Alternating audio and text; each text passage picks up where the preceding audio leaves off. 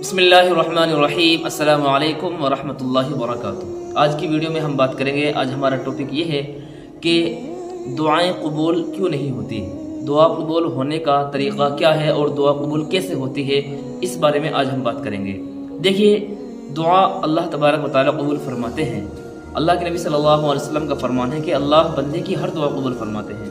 اس کی وضاحت یہ ہے کہ جو بندہ دعا مانگتا ہے اللہ سے، جو مسلمان مومن بندہ اللہ سے دعا مانگ رہا ہے، یا تو اللہ تبارک و تعالیٰ اس کو فوراً ہی وہ چیز عطا کر دیتے ہیں۔ مثال کے طور پر اس نے کچھ بھی مانگا، اللہ نے اس کو فوراً عطا کر دیا۔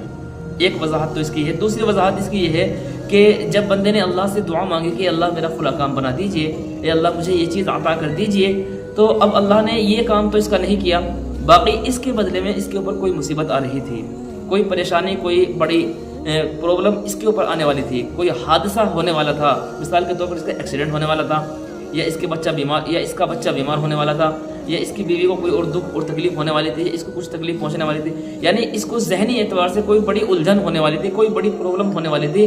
تو اللہ تبارک و تعالیٰ نے جو اس نے ابھی دعا مانگی تھی، اس دعا کی برکت سے اللہ نے یہ بڑی مصیبت کو ٹال دیا، یہ بڑی مصیبت کو ختم کر دیا۔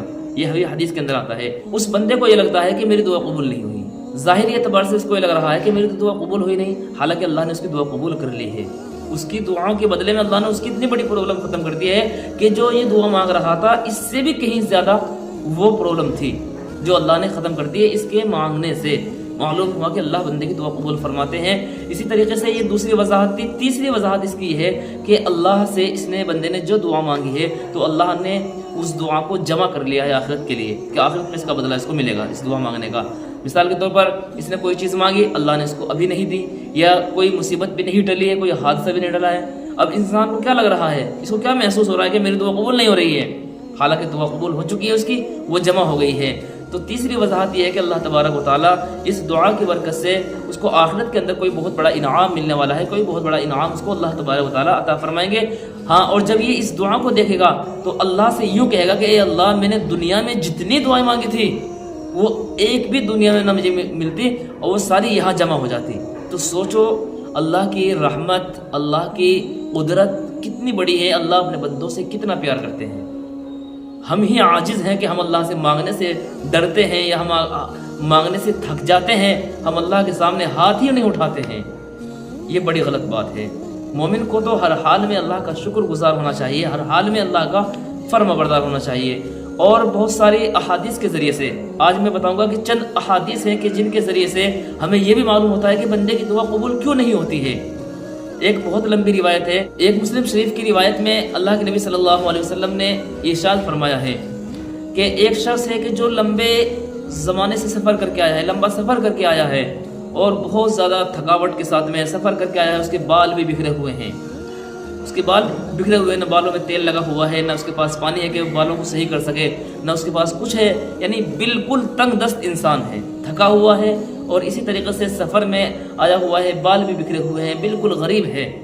لیکن اللہ کے نبی صلی اللہ علیہ وسلم نے فرمایا کہ یہ شخص، یہ عاجز شخص کیا کرتا ہے، یہ آسمان کی طرف اپنے دونوں ہاتھوں کو اٹھاتا ہے اور کہتا ہے یا ربی یا ربی یا ربی، اللہ سے دعا مانگ رہا ہے اس حالت میں، اس عاجزی میں۔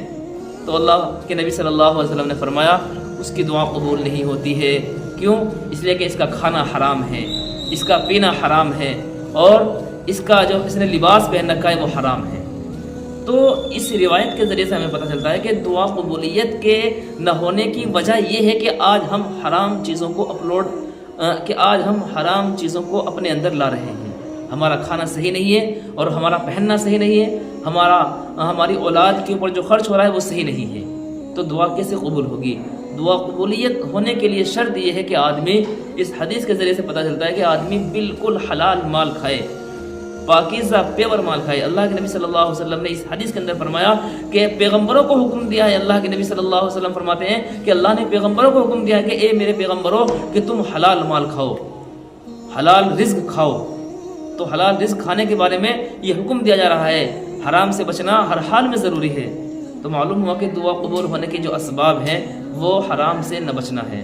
اس کا اگزامپل آج ہر ایک انسان خود موجود ہے کہ وہ اپنے گریبان میں دیکھ لے کہ آج میں حلال کما رہا ہوں یا حرام کما رہا ہوں، اور اگر وہ حلال کما رہا ہے، حلال طریقے سے رزق کھا رہا ہے، تو یقیناً اس کو کانفیڈنس ہونا چاہیے کہ میری دعا قبول ہو رہی ہے، وہ مجھے دنیا میں مل رہی ہے یا مجھے آخرت میں ملے گی۔ تو اس پر ہمیں صبر کرنا چاہیے کہ کیونکہ میں نے بتایا کہ بعض انسان ہوگے کہ آخرت کے اندر، اس لیے میں نے بتایا کہ آخرت کے اندر جب انسان اپنی دعاؤں کو دیکھے گا تو وہ یہ کہے گا کہ میری کوئی بھی دعا دنیا میں قبول نہ ہوتی، آج مجھے مل جاتی۔ تو سوچو آخرت کا مسئلہ بہت بڑا مسئلہ ہے۔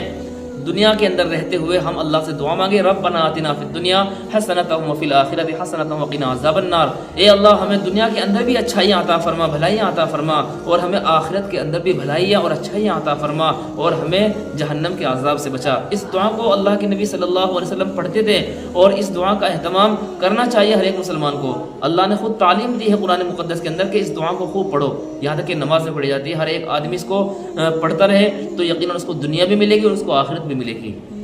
تو امید ہے بات آپ کی سمجھ میں آ جائے گی۔ آپ لوگ اس ویڈیو کو خوب زیادہ شیئر کیجیے، آپ کے بھی کوئی مسائل ہو، کوشچنس ہو، ضرور کمنٹ باکس میں لکھیں۔ ملتے ہیں نیکسٹ ویڈیو میں، تب تک کے لیے اجازت، السلام علیکم ورحمۃ اللہ وبرکاتہ۔